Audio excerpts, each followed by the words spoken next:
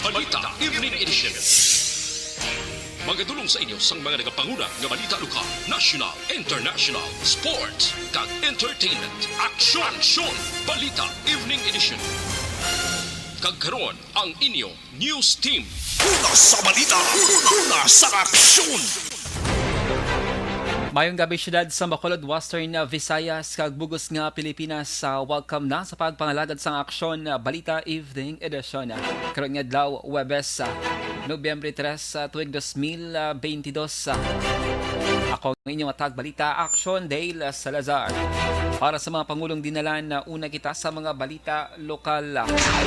Governor Bong Lacson ginaabi-abi ang pagpaydalom sa Western Visayas sa state of calamity.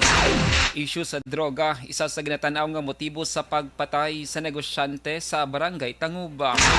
Sa balita national, Pimentel ginaduso ang pag-realign sang 9 billion pesos nga confidential kag entel funds para sa calamity response. Pag-ibig kag SSS nagtanyag sang calamity loan sa mga biktima sang bagyong Paeng. Detalye sa mga balita lokal pagkatapos gid lamang sini. Barangay 684. Drama komedya nga nagatalakay sa mga hitabo sa kabuhi, isyu politikal, siyensya, kag kinaugali sa sulod kag guwa sang pungsod Pilipinas. Oh my God! Wow! Ang mga tagpalamati, magkakadlaw sa pagbabati paagi sa kalaglawan ng mga characters kag mga eksena sa atong drama komedya nga mahimo nagakatabo sa ila kasilingan, kapitan, mayor, congressman, senador kag presidente man nga makahatag kalingawan sa matag adlaw nga tanan. Gunggong! Barinig kita sa mukha eh! Barangay amo na po nang si mama wala di ato sa Bacolod. Sa akong birthday ganyan maabot ako lang sa balay.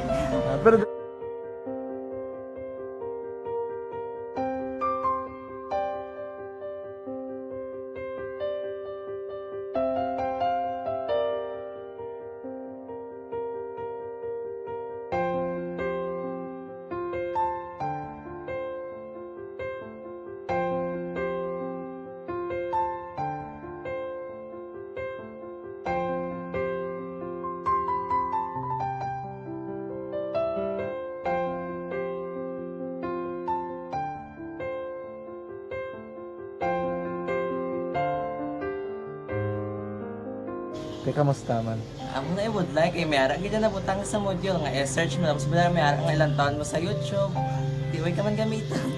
Di laktawan lang dana Tapos, ano naman, ublaw na dason. Brown na dason sigaw na pasensya ma. Paano ka nakapadala sulat? Nagulam na ko sa akon nga friend nga si Regine bala. Sa kay ay. Nangulam ka cellphone. Wala mo sa ina. Pero sino to Facebook? Imo to Facebook. Bali, paano ka nakabalo nga may... Hindi kasi sugad ni Lola sa akin.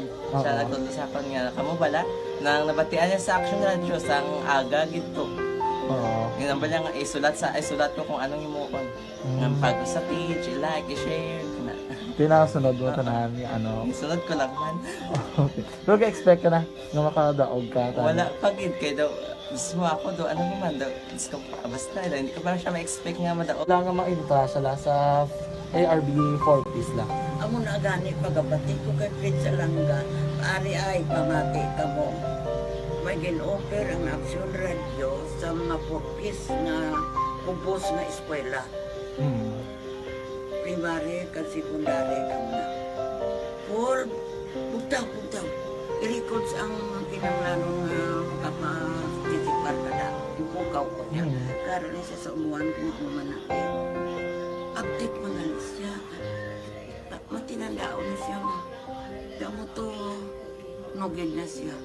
Niya padala ko na tula hasta imo mga klase ko makadaog ka man rapo. Tatugan ko balala. Tisiling ko sa iya. Ako bala. Kung ano ang akong ginatulo sa iyo. Tiyo mo. Kikayuan mo na. Pagdason, ang Action Radio, amo na siya ang toy-toy sa akon. Manakabati ako kay tungod nga idol kong Action Radio nga permi ko na nga pamati hasta magapon. Kung itandaan ko nga program nila, mga angkor manda, Siling ko pasalamatan tagi ng Action Radio. Kaya pag-open sa panawagan, nabatian ko dayon. Kag nabuligan, kag nadala ka sa tampay. Dapat mong ginanga salamatan ang Action Radio, ang tanan na reporter dira kay kung wala ako nagapamatik kami sa Action Radio, wala ka kaabong sa mo premium sa Action Radio, kaya wala kita kapamatik tungod sila kay ara ako sa Action Radio, maskin gubauna na nakabatik ko. Inga na tanong sang Diyos ang pag-ubay nga pamati ka kay nga mo ito nga pag-abri kung pwede lang agi kaya nga mo ito. Sige. Umanak lang. Dako na bulit. Kabulig gina siya kay magamit mo sa module mo. Di, kung sample, mag-research ka mo. Hindi ka na mabudlayan. Nga maka-research ka. Sige, ano pasalamatan ka? Madami nga salamat sa iyong action, John Diaz, sa tanan-tanan nga sa action. Madami nga salamat sa inyong cellphone sa bang dapat pa ka mabuligan. Okay. Ano message mo sa iba nga mga estudyante? Para sa iban man nga estudyante, hindi man ka maguntat kay tanan-tanan may pagsubok man na mo. Ti basis lason inyo man time nga makaswerte. Makadaog. Makadaog. Ano ang mo kay Lola mo nga siya nag-ano sa inyo? Siya ang nag-ansakon nga masiling nga mapadalaman sa istorya. May gusto kay hambal sa iya, pasalamatan na be. Last salamat na. Ay tangan sa iyo naka-cellphone gid ko. Tulungan. Anuman nga oras kag tion, posible nga magluntad ang aksidente sa dalanon.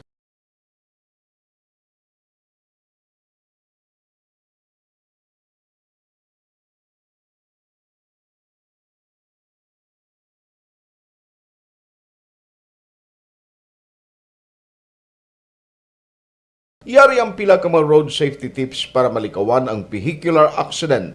Regular nga i-check ang kondisyon sang imo salakyan, pribado man o kung pampubliko, pumalin sa guma, preno, tubtob sa makina. Bilang dugang nga proteksyon, mag-usar sang seatbelt, kag dapat yara sa husto nga anggulo ang side mirror. Maggamit sang signal sa pagliko para may baluan sang nagasunod nga motorista ang imo direksyon. Hindi mag-text samtang nagamaniho o kung nagatabok sa dalan. Hindi mag-drive nga nakainom.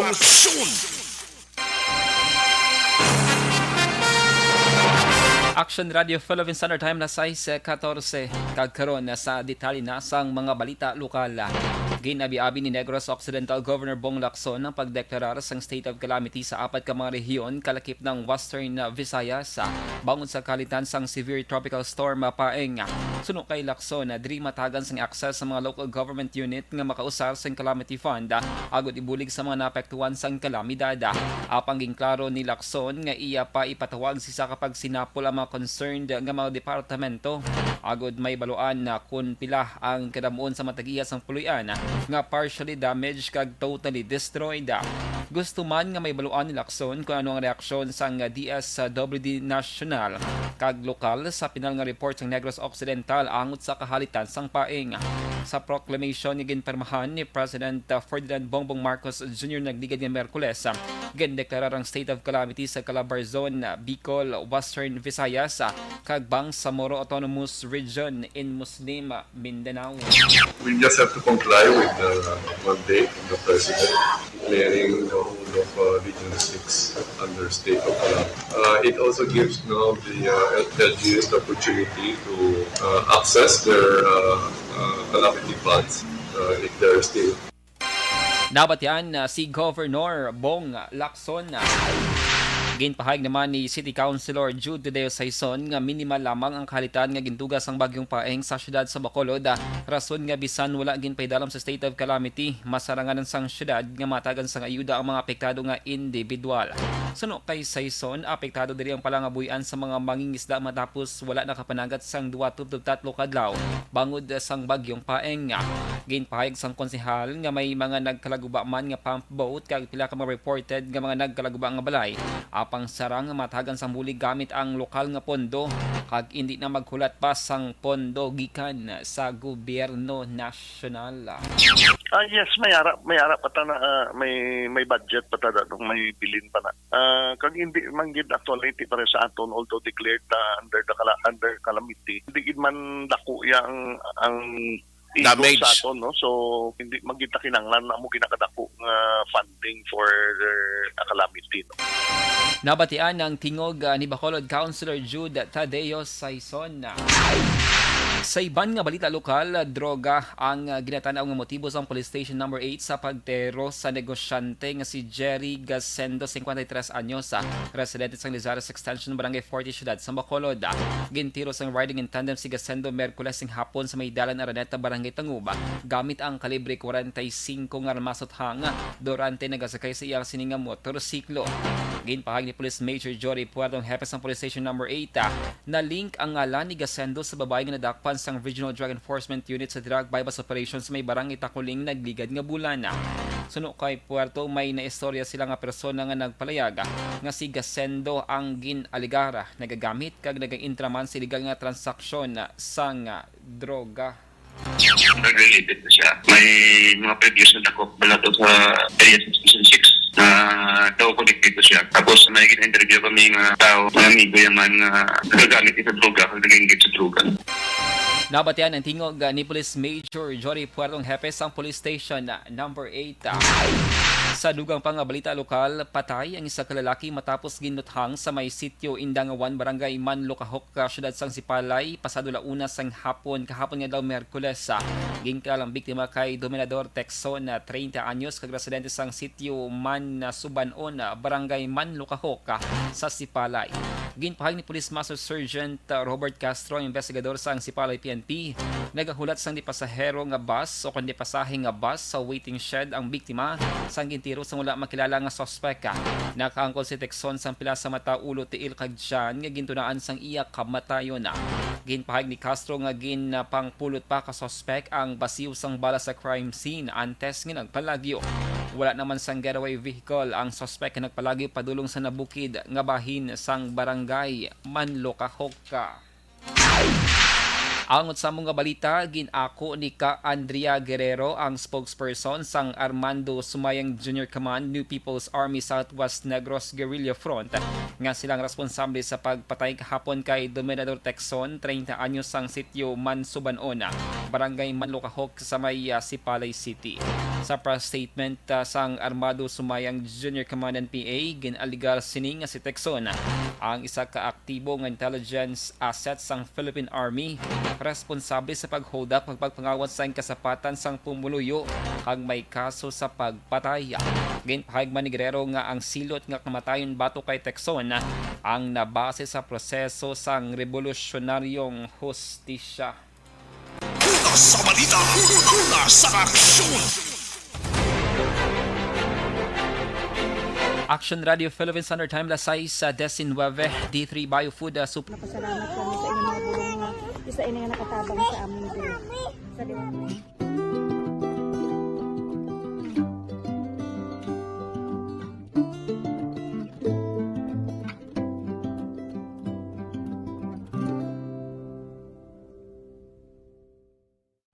ang pagbulig sa isig kapareho, hindi mabayaran sang anuman nga kantidad. Rason kun nga ang nagapati ang Aksyon Radyo Bacolod nga ang pagbulig hindi kinahanglan dako o kun madamo. Ang importante, may tion nga ginpalabot ang bulig sa mas nagakinahanglan.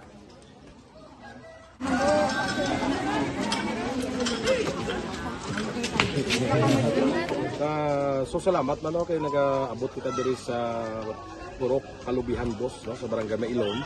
We understand nga daw talaga sala na din sa kaan nga lugar sa periodos ning mga activities. So nagapasalamat kita kay nakaserbisyo kita sa madamo naton diri nga mga pumuluyo, no. Pasalamat man kita kay Kapitan I. Torres sa mga katapo sang Bago City Health Office sa pagpumuno ni Dr. Ferdinand Mayoga kag sa tanan nga pumuluyo dire sa Purok Mailom, sa Barangay Mailom for welcoming us sa atong sining medical mission dire. We hope someday makabalik kita dire kag makahatag liwat sa kung ano aton nga ma-share sa aton nga mapumuluyo diri sa Barangay Mailom. Ang Barangay Mailom sa siyudad sang Bago ang isa sa pinakamalayo nga barangay sa amuman nga siyudad. Aminado naman ang pila ka mga residente sa lugar nga tumalagsahon lamang sila nga makabaton sang pila ka mga serbisyo gikan sa gobyerno bangod man sa kalayoon sang ilang nga lugar. Ilabi na ang bulig para naman mapaayo pa ang ila ikaayong lawas. Rason ko nga nagapasalamat sila sa Aksyon Radyo Bacolod nga naghimo sang inisyatibo nga malabot ang ila komunidad kag mahatagan sila sang mas nagakaigo nga pagbulig. Mga nga wala kwarta para magpa-check up. Nagano kami kay libre sila nga check up diri hatag nga mga bulong kag vitamin sa mga bata man damo salamat. Nanging kaupod man sang Aksyon Radyo Bacolod sa sininga aktibidad ang katapo sang Bago City Health Office gikan man sa ilang local government unit sa pagpanguna ni Mayor Nicolas Yulo. Kaupod man ang Barangay Council sang Barangay Mailom sa siyudad sang Bago. So, una nagapasalamat ako sa Aksyon Radio nga naghatag sini sang isa ka programa nga medical mission kag nagapasalamat dito sa dako sa kaya ang Corman Boy Duran sa ilan ni Ma'am Dorel kag sa team sa Aksyon Radio. And dako na ni nga bulig para sa akong barangay kag sa tawo sang Purok Kalubihan 2 sa paghatag sang libre nga bulong. So kami nga mga barangay officials nagapasalamat man sa tanan nga mga doctors, sa midwife, DFW nga naghatag man sang ila oras sa pag atipan sang akong mga tao. So again, mga agakag madamog ini salamat. Ako gali si Chidoro RP Jr. SK Kagawad sa Barangay Mailom.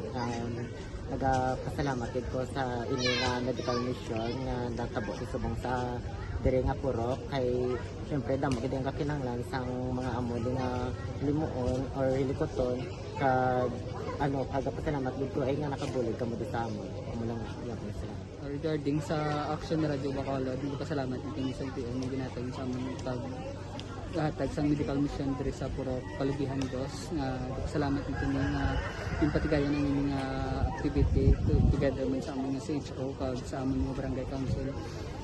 Ako si SK Chairman Clerk de la Peña nagpasalamat kid sa Aksyon Radyo Bacolod.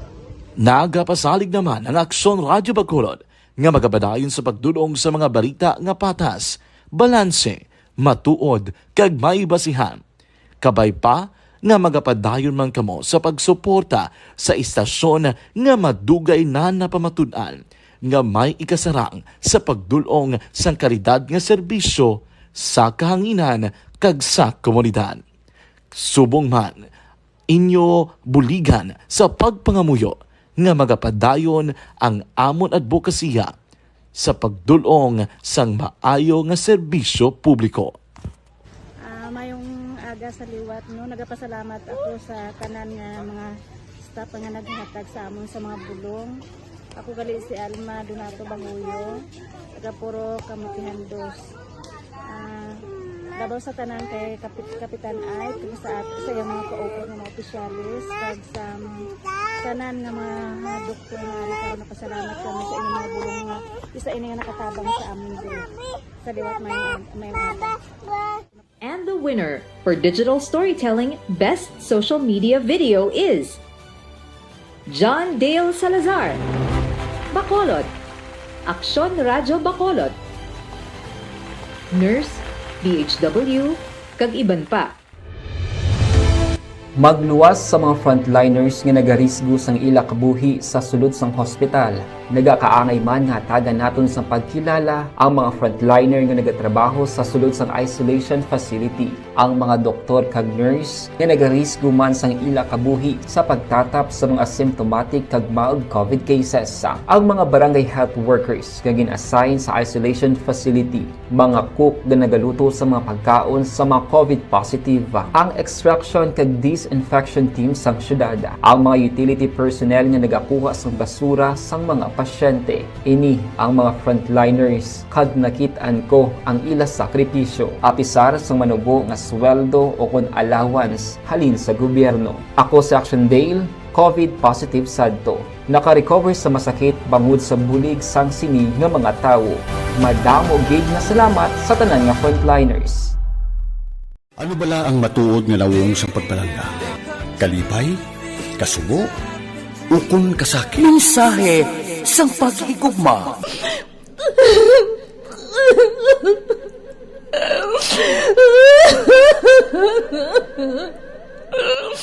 Mensahe sang paghigugma. Ang kada persona ang may pinasahi nga paglaragway sa matuod nga simbolo sang pagpalanggaan. Mensahe sang paghigugma. Ginatakos ang gugma sang tagsa-tagsa kung daw ano kahuyang kagkabakod. Michael!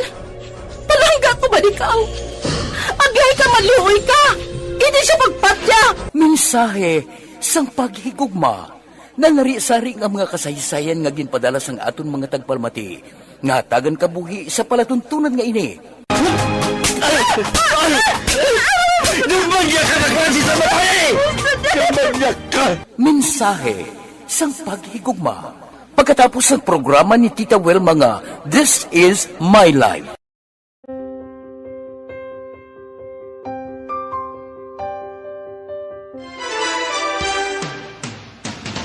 Kagkaroon sa detalye na sang mga balita nasyonal. Ginaduso ni Senate Minority Leader Senador Aquilino Coco Pimentel III ang realignment sang masobra 9 billion pesos nga confidential fund kag intelligence fund sa idalam sang proposed sa 2023 national budget nga magaserbe bilang standby money sang gobyerno para sa calamity response. Sa ginpagawa nga statement, nagpabutyag sang suporta si Pimentel sa ginadusong augmentation sang 31 billion pesos nga NDRRMF o calamity fund sa 2023 budget. Kasunod nga naga-average sang 20 ka mga bagyo ang nagasulod sa Pilipinas sa kada tuig.